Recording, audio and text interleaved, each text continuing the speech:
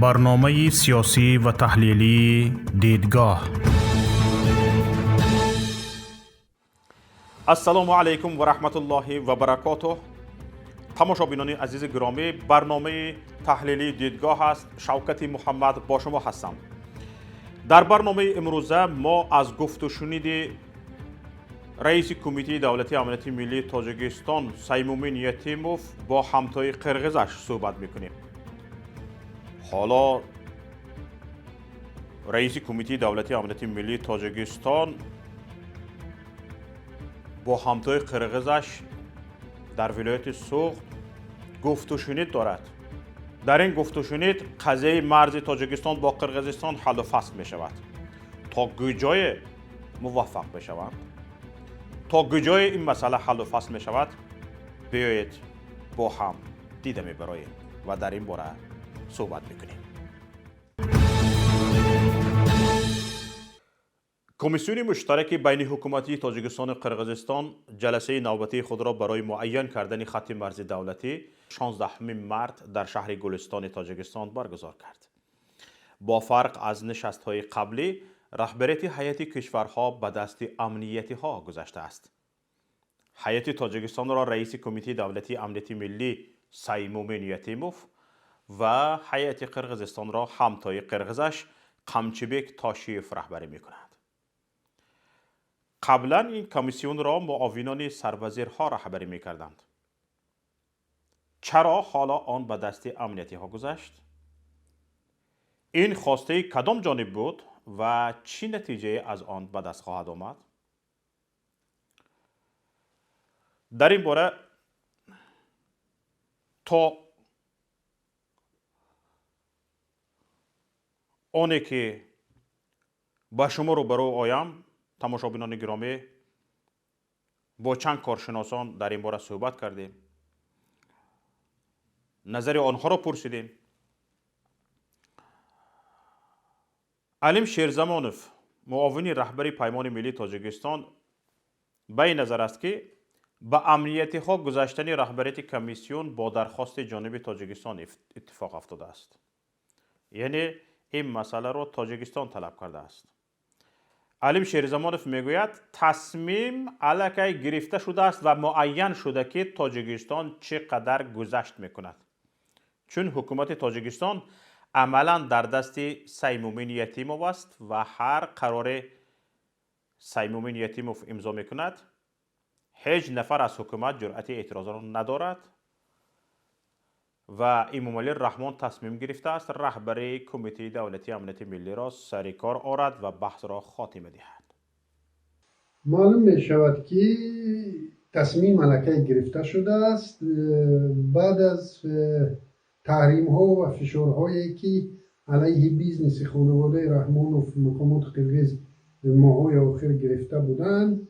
به نظر می رسد که رحمانوف را آماده به گذشت ها و قبول شرط اون طرف کرده باشد که شخص اولی اگر بگیریم که حکومت تاجیکستان یتیموف همچون رهبری هیئت مذاکره کننده تعیین شده است و این از آن دلالت می‌دهد که تصمیم گرفته شده است و اخیراً این واخوری با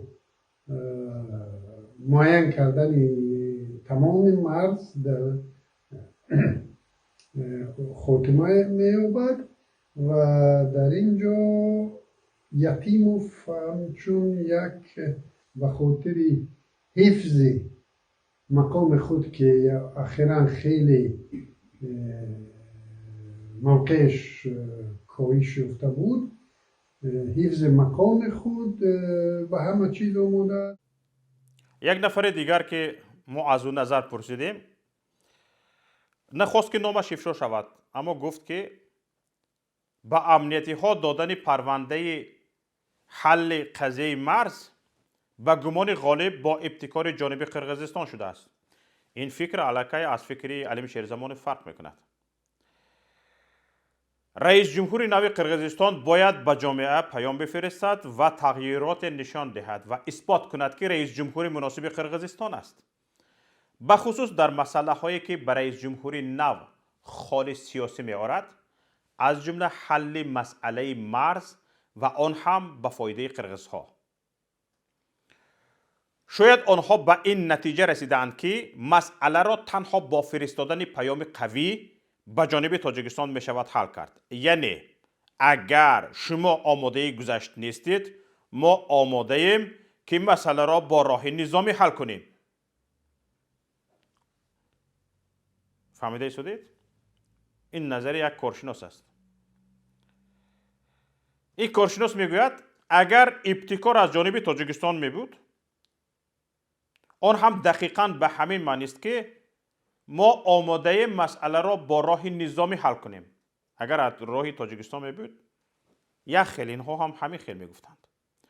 اما این امکان را خیلی این کارشناس ضعیف می داند. میگوید که با چند سبب تاجیکستان این جرأت را ندارد، یعنی با راه نظامی حل کردن از دست امامعلی رحمان نمی بیاید و امامعلی رحمان آماده روبرو شدن با قرغزها نیست. امامعلی رحمان اگر این مسئله را با راه نظامی حل کردن میخواست، کیها میکرد؟ بخصوص زمانی که از لحاظ نظامی از قرغزستان دیده به قوت‌تر بود.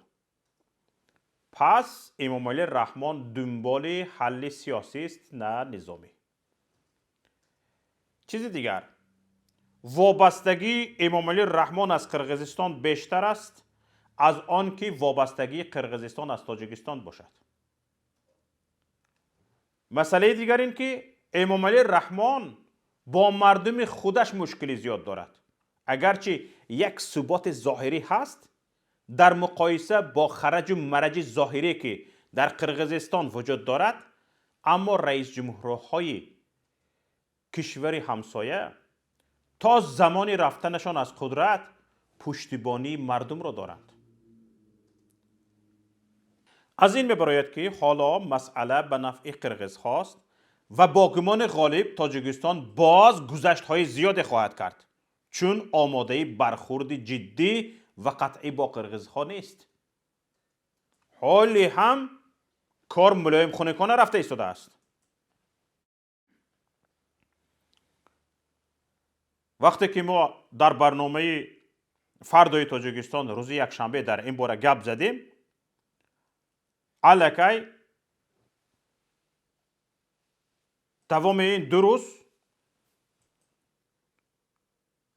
حکومت تاجیکستان به تکاپو افتاد، یک کم خودشان را نشان دادنی هستند که کار کرده ایستادند.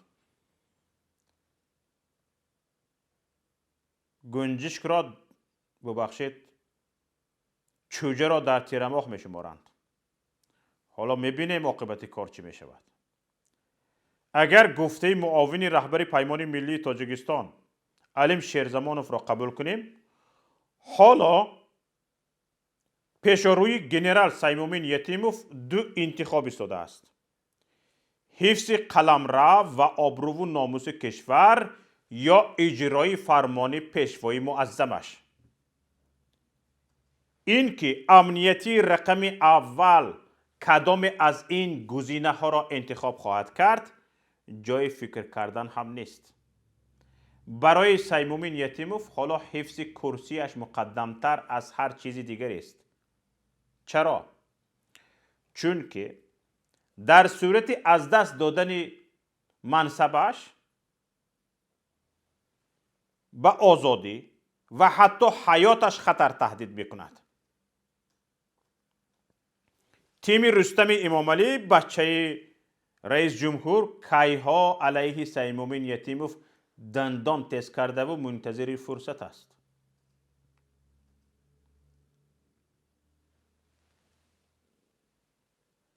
حالا همین نظری که یک نفر در صحبت با ما گفت،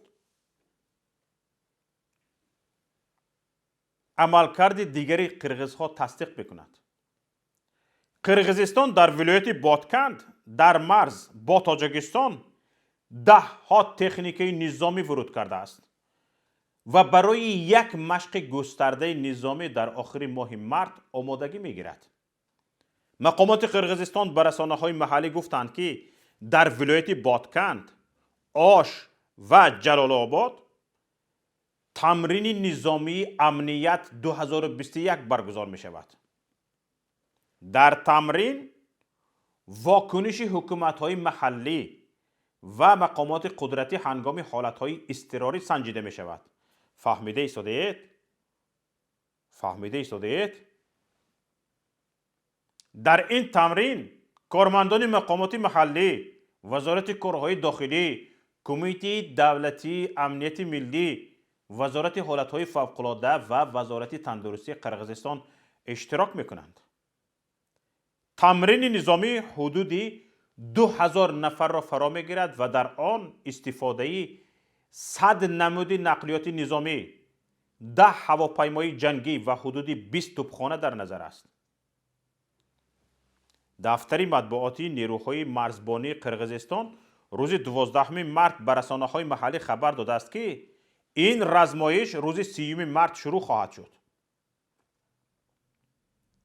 در خبرنامه رسمی مقامات مرزبانی کشور همسایه گفته شده است که هدف متحد کردن نهادهای قدرتی و سنجش توانایی آنها در حالت جنگی می باشد. می بیارد سنجش آمادگی به حالت جنگی را در مرز می سنجد. آمادگیشان به جنگ را می بیایند در تگ بینی تاجیک‌ها می سنجند. دیگر جا خوش شد. دیگر جای ندارد قرقیزستان می بیاید در تگ بینی تاجیکستان آزمایش می کند. چرا چنین می شود؟ مگر قرقیزستان در نزدیکی مرز تاجیکستان پلیگان دارد؟ پلیگانی آزمایشی دارد؟ میدانی آزمایشی جنگی دارد؟ نه، ندارد.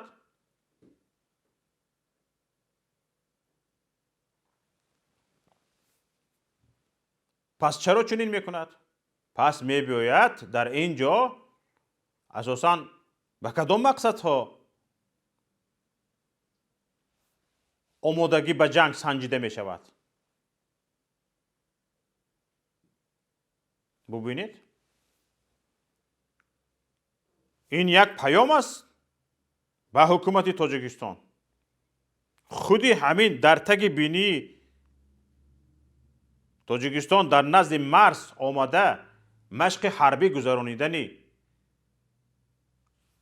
قرقیزها برای حکومت تاجیکستان یک پیام است. حالا ببینید، همین چند نفره که از آنها ما در این باره نظر گرفتیم در همین مسئله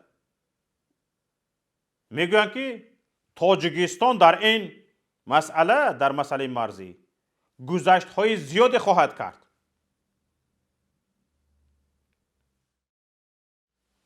نظر دهندگان خیلی هم فکر هستند. نظرشون با همدیگر موافق است. حالا اهمیت دادید؟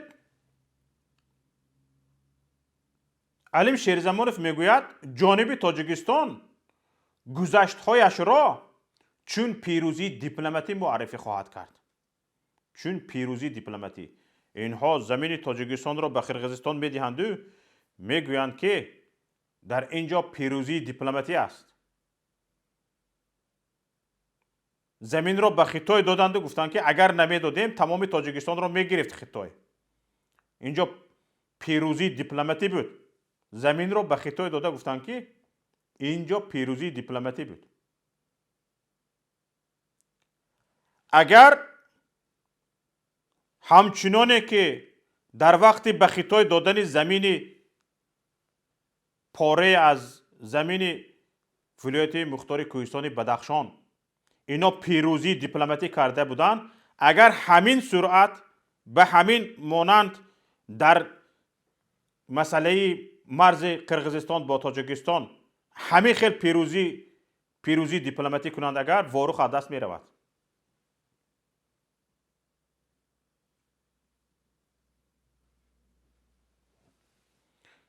چرا چنین میگویم؟ پیروزی معرفی کردن شکست خود برای رهبر کمیته دولتی امنیت ملی یک کاری نوی نیست. قبلا سیمومین یتیموف کوشش کرده بود شکست شرمنده‌وارش در جنگ اطلاعاتی با مخالفین را چون پیروزی قلمداد نماید و دعوا کرده بود که در جبهه جنگ اطلاعاتی بر ضد تندگرایان، فراریان اغوا انداز بیرونی و هزارها بلاگرها و سامانه های افراطی برتری دارد. پیروزی دیگری که یتیموف همیشه از آن افتخار میکرده است تشکیل تیمی مخالفین بوده است که نه تنها کامیاب نشدند بلکه شخصیت یکایک آنها برای مخالفین آشکار شد. جزئیات مبلغگیری آنها و سفرهایشان به تاجیکستان نیز فاش شد. حالا خودشان میدونن گپ درباره کی رفته ایستاده است. اینها به تاجیکستان کدام از این گریزه ها با نام سیاسی به تاجیکستان توسط ازبکستان رفته با امنیتی های تاجیکستان گپ غیر تلفنی را حل کرده آمدند. همه باخبر است با طور قاچاق چخیل به تاجیکستان گذشتند. رفتند اینها گپ های یک سیر و گشت کردند. بعد در تاجیکستان گپ هایی که با تلفن حل کرده نمیشود حل کرده گشت آمدند. گریزه های سیاسی در اروپا. حالا گنرال پالکوونیک سیمومین یتیموف رهبر کمیته دولتی امنیت ملی تاجیکستان در آستانه یک نبرد دیگر قرار دارد. اگر قبلا سیمومین یتیموف با مردم خود می جنگید و آنهای را باید حمایهشان کند میکشت، حالا در رو برای حریف بیرونی ایستاده است. این که سیمومین یتیموف از این نبرد پیروز بیرون آید باور ناکردنی است. نه تنها به این خاطر که موقع تاجیکستان ضعیفتر است بلکه ثابت کرده است که خانه شیر میدان غریب است.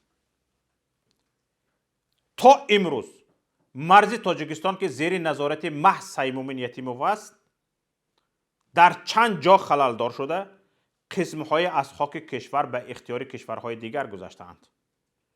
تا امروز تاجیکستان در هیچ بحث مرزی پیروز نشده است بجز یک حالت.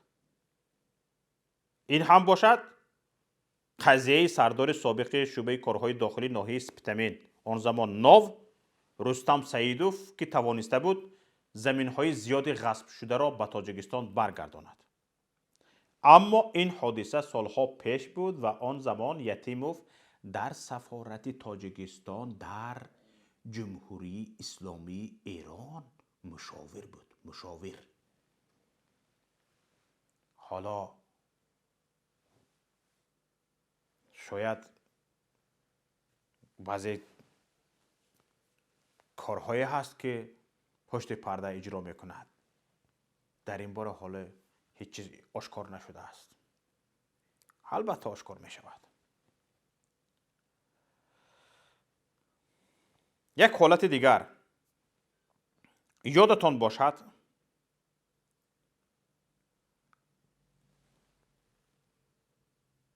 تماشابینان گرامی به اسفره فرستادن مجاهدین اتحاد نیروهای مخالفین در اولهای سال 2000 یاد دارید؟ در یادتان هست؟ همان فرستاده شدن مجاهدین اتحاد نیروهای مخالفین باعث شده بود به تجاوزگری قرغزها در مرزها خاتمه داده شده بخش از زمینهای غصب گردیده برگردانیده شوند. اما بعد رفتن آنها گنرال ها و منصبداران امام علی رحمان عقب نشینی های زیاد کرده واروخ را به انکلاو تبدیل دادند.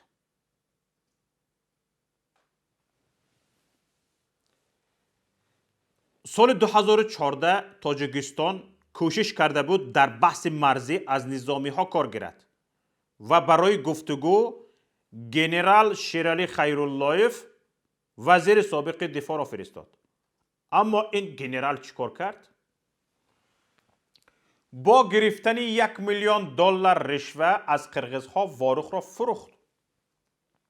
این گپ را من نگفتم. این گپ را از عثمان نگفته شدم. چندین نفر از فرمه جواب، چندین گوساله های فرمه جواب حالا علیه من در فیسبوک نوشتند که من تهمت میکنم. این گپتان را به من نه، به واروخ ها گویید.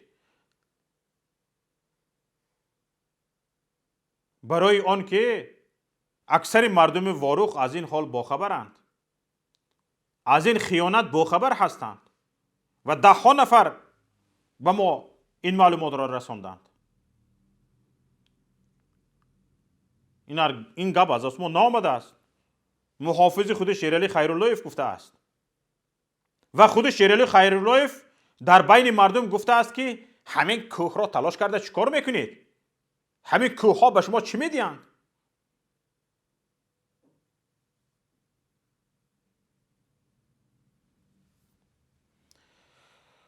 تماشابینان عزیز، اشاره های به این که تاجیکستان در این نشست گذشت های زیاد به قرغیزستان خواهد کرد از حال رو زده اند. برای مثال 2 روز قبل کاتب مطبوعاتی دستگاه وکالتداری حکومت در ولایت بادکند قرغیزستان چالپان بردقلوف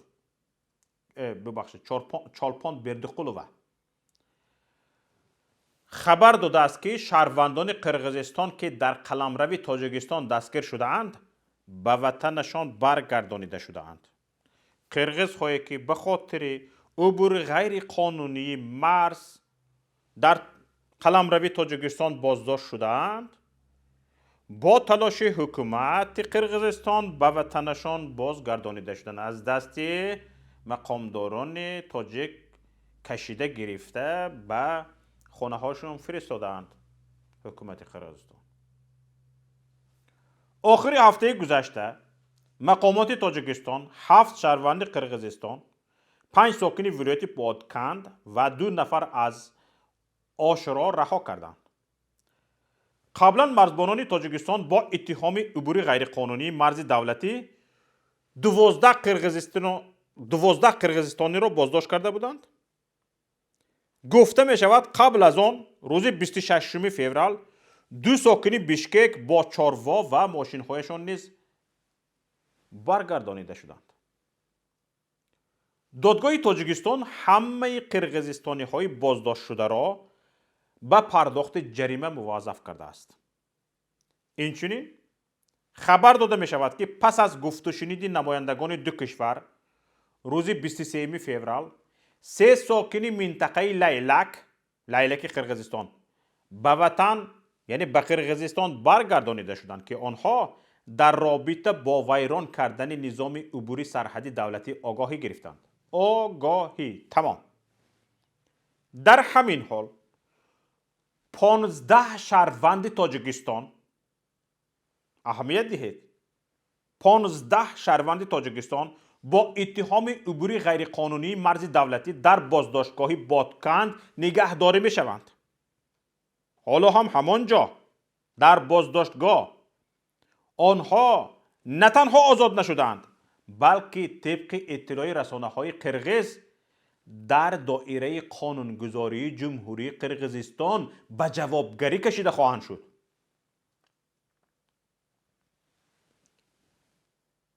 این هم تمام نه. حالا تا 70 نفر شهروندان تاجیکستان در جستجوی بین المللی قرار دارند. چندین نفرشان را الکی در روسیه بازداشت کردند. چند نفرشان را بازداشت کرده به خاطر شهروندی روسیه بودنشان آزاد کردند. اما آنها نگران از آن هستند که قرغیز آنها را به حال خودشان نمیماند. این هم در حالی است که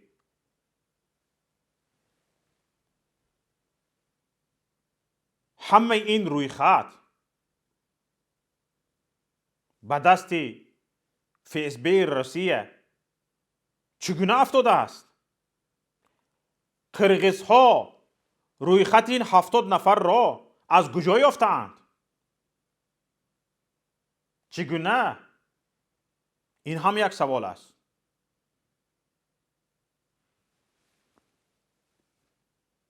اگر به این سوال جواب یابیم چند خائن آشکار می شود.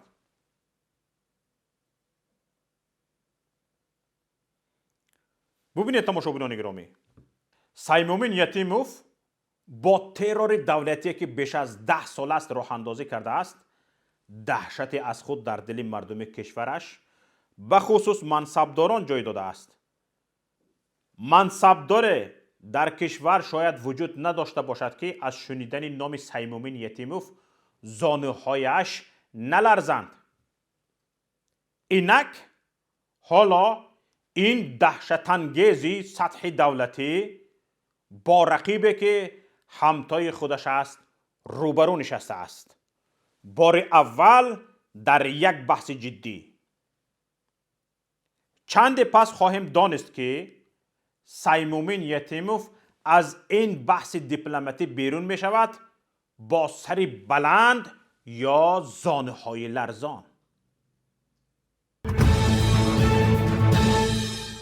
تماشاگران عزیز، اینجا نهایت برنامه امروزه دیدگاه است. یکایک شما را به خداوند کریم و منان میسپارم. خودتان را احتیاط کنید. در پناه الله پاک باشید. السلام علیکم و رحمت الله و برکاته.